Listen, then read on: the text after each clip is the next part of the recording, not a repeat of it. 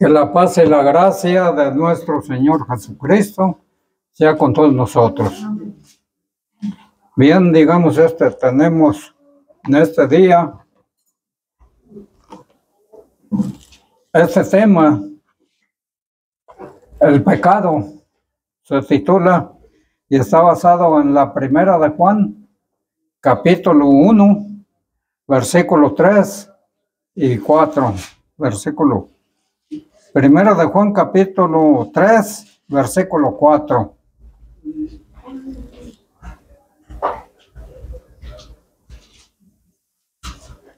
Capítulo 3, versículo 4.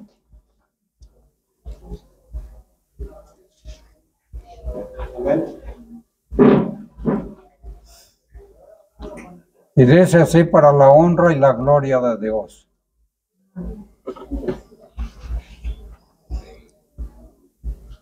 Cualquiera que hace pecado, traspasa también la ley, pues el pecado es transgresión de la ley. Amén. Pueden tomar asiento.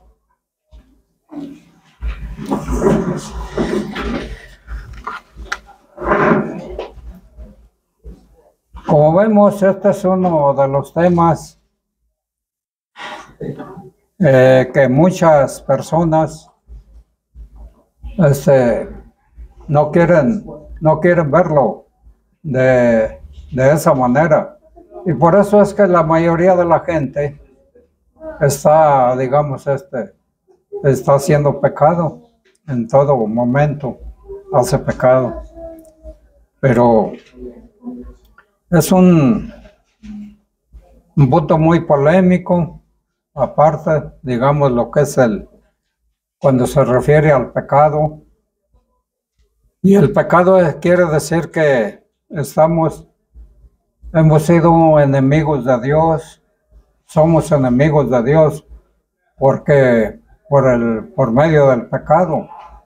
De manera que durante muchos siglos, desde que el hombre pecó, es decir, transgredió la ley de Dios. Dios había puesto una ley sobre el hombre y el hombre desobedeció esa ley, de manera que cometió pecado. Y Juan afirma en esta parte de Escritura, está afirmando con toda energía y dice que todo pecado es infracción de la ley. Claro, aquí no se está refiriendo, cuando hablamos de la ley aquí en este pasaje, no se está refiriendo a la ley mosaica, se está refiriendo a la ley de Cristo. Entonces, vemos como a la ley de Cristo, y puesto que el pecado es una ilegalidad, son términos mutuamente convertibles. Esto es equivalente a en el terreno moral, y es lo que dice Juan, dice: queridos hijos, que nadie os induzca al error, está diciendo el apóstol Juan. Dice el autor sagrado: el que practica el bien como Cristo es justo, el que lo practica es el que practica el pecado, es pecaminoso y es del diablo. Eso está refiriéndose el apóstol Juan. Entonces, de manera que vemos que es obediencia al pecado, es obediencia al enemigo de Dios. El pecado es obediencia al enemigo de Dios y de nuestras almas. En Romanos 6, 17 y 18 nos declara lo siguiente: gracias a Dios, que aunque fuiste siervos, dice, del pecado, habéis obedecido de corazón aquella forma de doctrina en la cual sois entregados. Y luego el 18 dice, y libertados del pecado, sois hechos siervos de la justicia. De manera que el que cree en Cristo se hace siervo, pero es de la justicia. Y como consecuencia, digamos, recibe el beneplácito de Dios. Y al recibir a Cristo, habían salido de la esclavitud, del pecado, para servir a la virtud y a la justicia. Cumplida la forma de doctrina, o sea, la sana enseñanza del cristianismo, que cobra aquí un relieve especial en cuanto a la ética y a la conducta, porque esto tiene mucho que ver esas dos cosas, la ética y la conducta. La conducta siempre tiene que ser del creyente, del cristiano, tiene que ser, digamos, en santidad. Y como ética, pues todo el tiempo tiene que hacer lo que Dios está ordenando a través de su palabra. Y vemos cómo digamos, el pecado es una prueba también de ingratitud y desafecto al que merece todo amor y toda obediencia, es decir, Dios merece todo amor y toda obediencia. De manera que el que hace pecado, pues está en contra de lo que Dios está señalando. Nos dice aquí una partecita en Romanos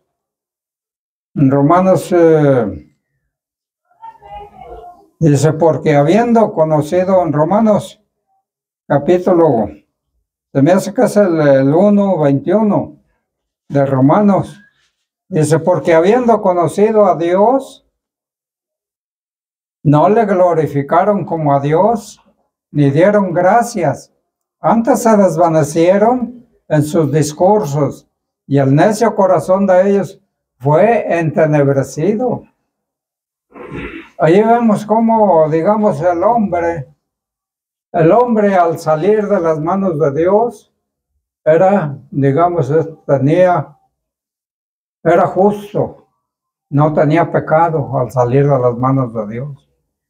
Pero empezó a hacer cosas, el hombre, empezaron a hacer cosas y vemos cómo no dieron gracias a Dios, como nos dice este versículo, dice, se desvanecieron en sus discursos y el necio corazón de ellos fue entenebrecido.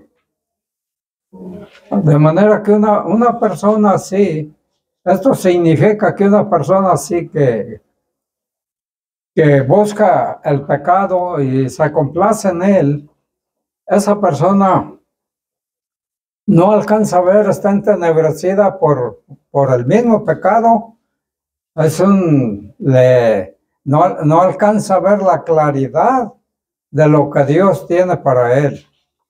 El estado de la naturaleza caída en que nos hallamos antes de ser salvos, antes de creer en Cristo, digamos, obstruye el paso de la luz desde la mente al corazón, por lo que las famosas pruebas racionales de la existencia de Dios han sido ineficaces y sin la gracia para convertir a nadie, porque no alcanzan, no están cegados por el mismo pecado y eso no convierte a nadie absolutamente.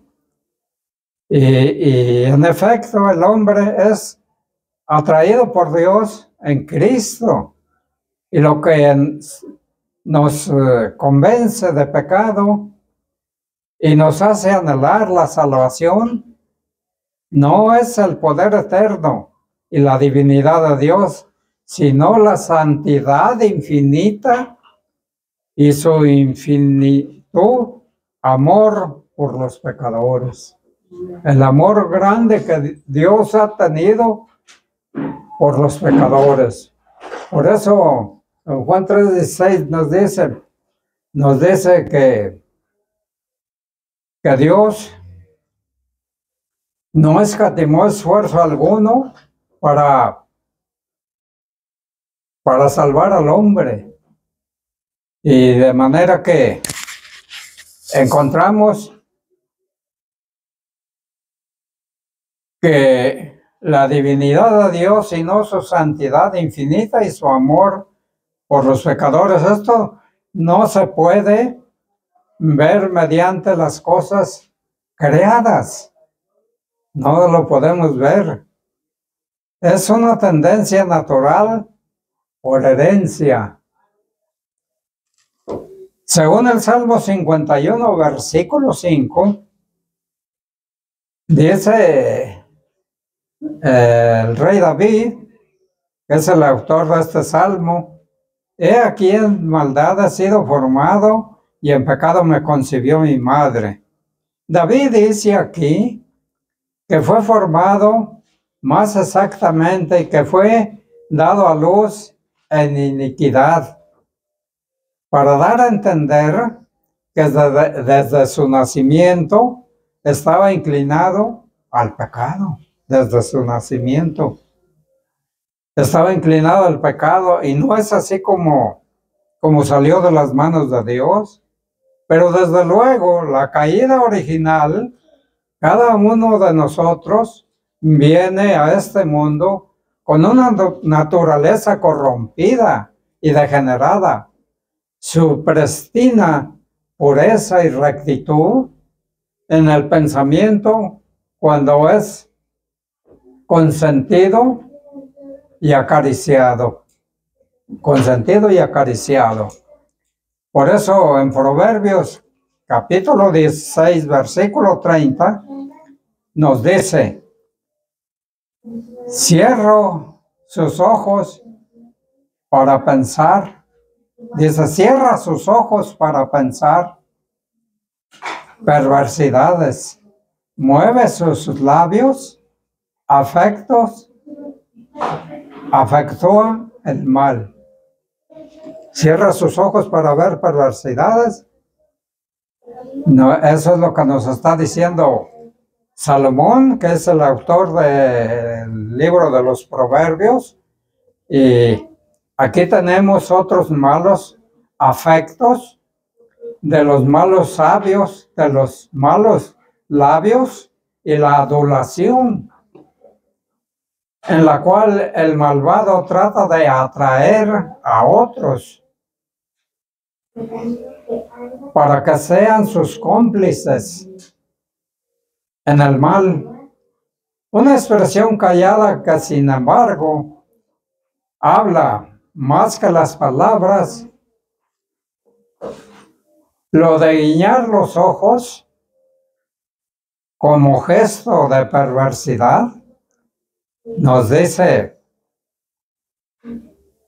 buscando a Dios, al hombre, para ver su condición de santidad. Dios buscó al hombre para ver su condición, qué condición tenía, ¿verdad? Y lo buscó de tal forma que quiso mirar la condición del hombre por allá en el principio. Y por eso, y acariciando, dice, es consentido y acariciado. Entonces aquí encontramos, para ver esa santidad que pudiera tener el hombre, él fue a ver, buscó, lo vio, a ver en qué forma estaba el hombre en el mundo, para ver su condición de pecado. Esto fue lo que vio, fíjese bien, en Génesis capítulo 6, versículo 5.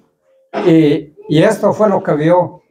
Vio Jehová que la malicia de los hombres era mucha en la tierra, y que todo designio de los pensamientos del corazón de ellos era de continuo y solamente al mal. Eso es lo que vio Dios en el hombre cuando lo buscó para ver la santidad que pudiera tener el hombre. Eso es lo que vio. Y observó todos los torrentes de pecado que fluían de la vida de los hombres, y notó la anchura y profundidad de dichos torrentes. Nótese que todos los pecadores son conocidos por Dios, el justo juez. Pero el ojo de Dios penetra más allá, adentro. Vio que todo designio de los pensamientos, es decir, en el mismo pensamiento, Dios buscó en el pensamiento de los hombres en aquel tiempo. Él pudo ver esos pensamientos de los hombres, y eso fue lo que encontró. Y entonces el corazón de ellos era de continuo solamente al mal. Así eran los pensamientos del corazón, en sus planes, en sus métodos. Eran malvados, no hacían el mal, pero por mero descuido, sino que lo hacían con toda deliberación y propósito. Hacían el mal. Es decir, a veces cometemos un pecado, pero lo hacemos involuntariamente, pero estos no, estos lo hacían con todo propósito, tratando de hacer el mayor mal posible, y el pesar de Dios por la perversidad del hombre que vio como un espectador, a quien no le va ni le viene, sino como alguien que se ve injuriado y denigrado por él. Lo vio como ve un buen padre la necedad y testaradez de un hijo rebelde, desobediente. No solo le provoca ira, sino que le da pesar. Así odia a Dios el pecado, y no lo vamos a odiar nosotros. No obstante, hay una prórroga, fíjese bien. No obstante, a pesar de eso, hay una prórroga. O sea, la misericordia de Dios es tan grande que no los destruyó en ese momento, sino que les dio una prórroga de una cantidad de años, 120 años, para que se arrepintieran, para que hicieran lo bueno, para que buscaran a Dios. Les dio esa prórroga. 120 años. Esto es lo que quedan. 120 años para arrepentirse, después de los cuales cumplirá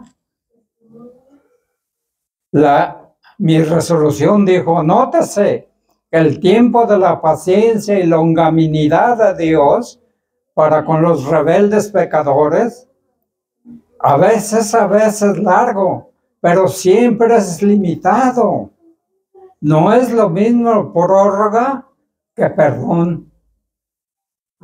No es lo mismo. Al dar una prórroga, nadie puede decir, ya fui perdonado. No, le da un tiempo para que reflexione y se arrepienta de lo que está haciendo. Reflexione bien. Y ahí vemos cómo el desasosiego en el alma, turbación de la paz interior, hay en el corazón de los seres. Entonces, Nos dice en Isaías 48:22, no hay paz para los malos, dijo Jehová. Eso dijo. No hay paz para los malos, dijo Jehová. La paz en el alma se aleja para los que rehúsan reformarse y obedecer a Dios. No podía haber paz. ¿Qué tiene la paz que ver con los enemigos de Dios? ¿Qué tiene que ver la paz con los enemigos de Dios?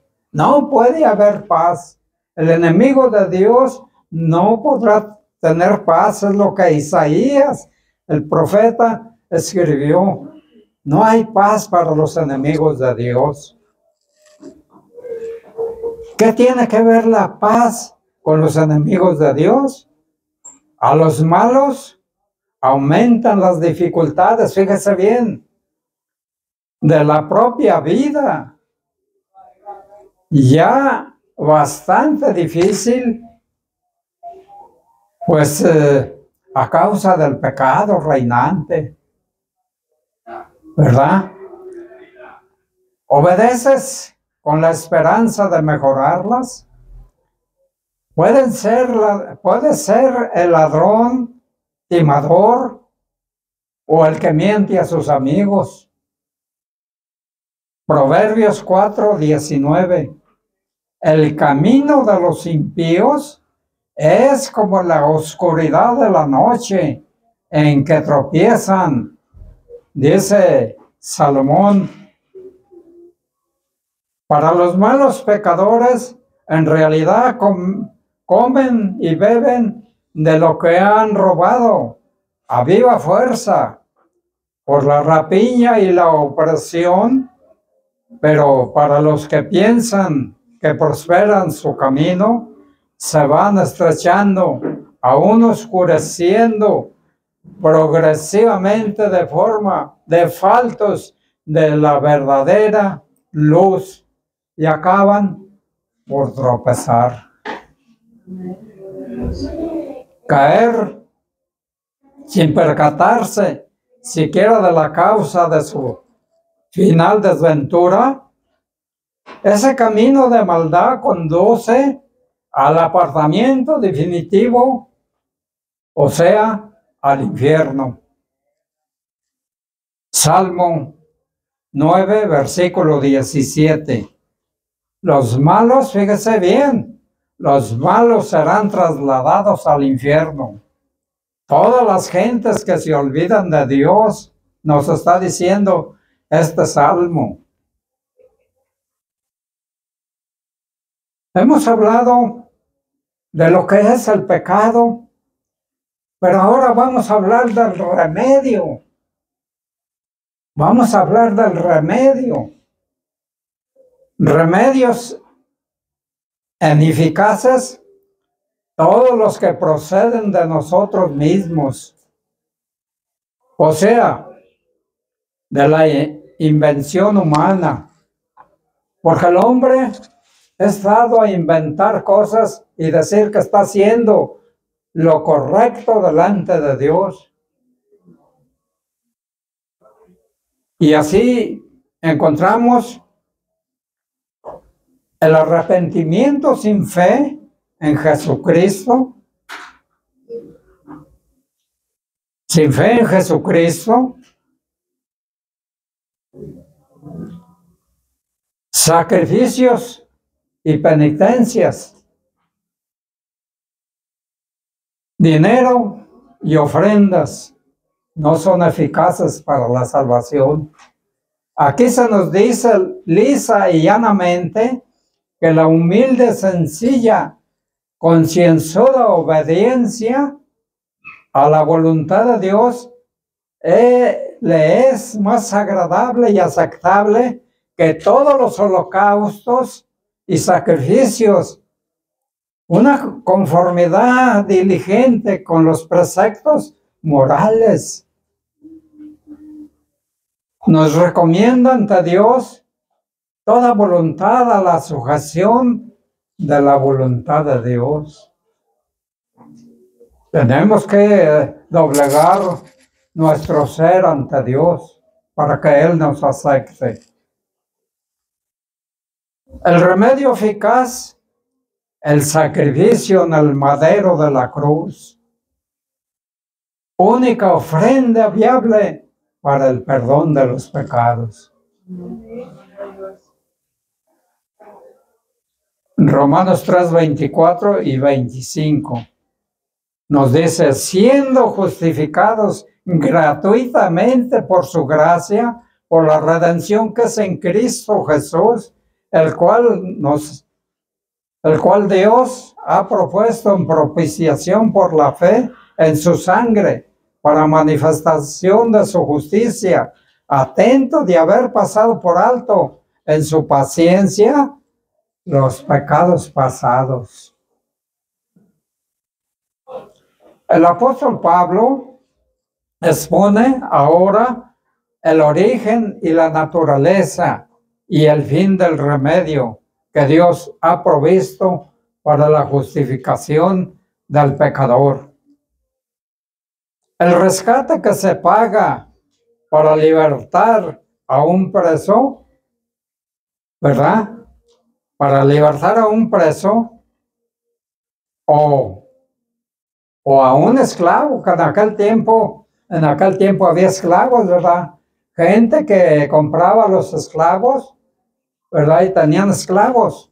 Bueno, pues, o a un esclavo para libertarlo, vemos ese rescate está siempre presto para ser aplicado al que cree en Jesucristo.